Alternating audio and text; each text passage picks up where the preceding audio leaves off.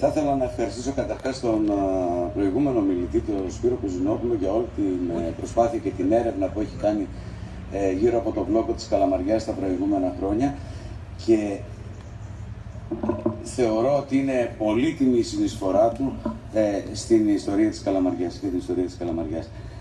Έτσι λοιπόν, καλύπτοντας ένα πολύ μεγάλο εύρος των θεμάτων στα οποία θα αναφερόμουν, θα μείνω μόνο σε κάτι το οποίο θεωρώ πάρα πολύ σημαντικό για τη σημερινή συγκυρία.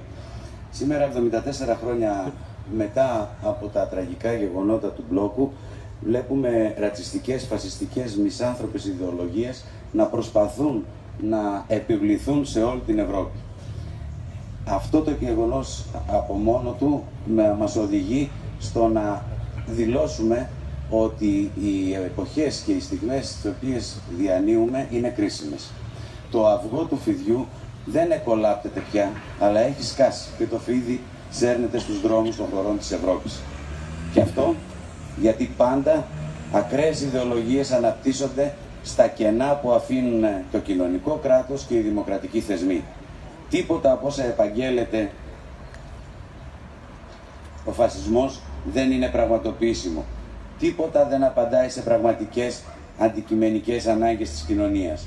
Ο φασισμός δεν πολεμά και δεν αναιρεί καμία από τις κοινωνικές ή άλλες αιτίες που οδηγούν στην κρίση και στην εξαθλίωση των ανθρώπων.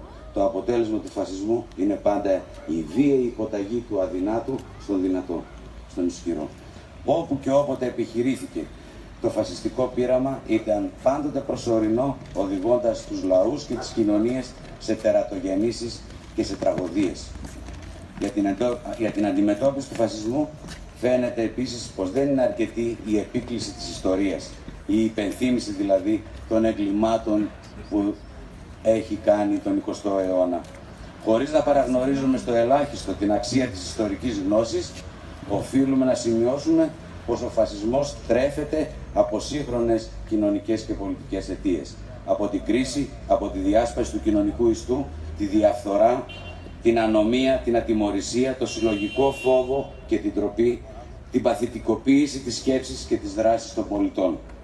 Με βάση τα παραπάνω, είναι χρέος της κοινωνίας να αυτοπροστατευτεί για να μην ξαναζήσει ολέθριες στιγμές.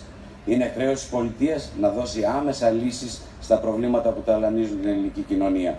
Είναι χρέος όλων μας να προστατεύσουμε τον κοινωνικό ιστό, να ενισχύσουμε την κοινωνική αλληλεγγύη και ένα τελευταίο και σπουδαιότερο, να ξαναβρει η παιδεία τον ανθρωπιστικό της ρόλο και τις διαχρονικές αξίες του ανθρώπινου πολιτισμού.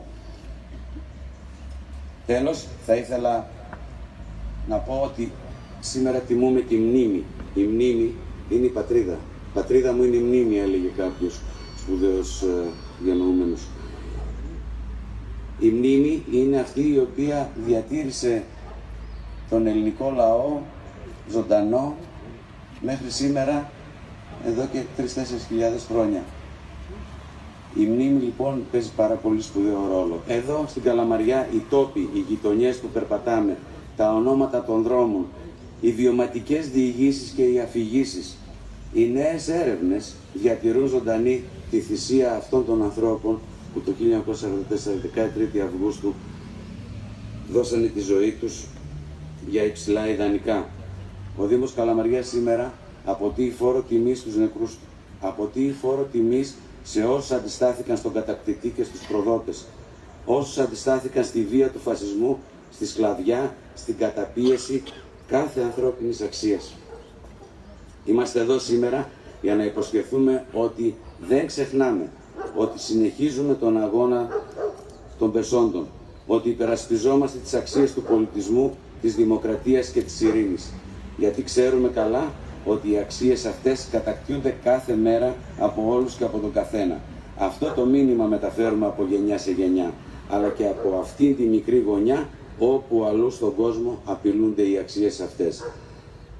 Είναι πια στιγμή, έστω και για πολλοστή φορά, να ξαναφωνάξουμε ποτέ πια φασισμός, ποτέ πια βία, ναι στην ειρήνη, ναι στην ελευθερία. Ευχαριστώ πολύ.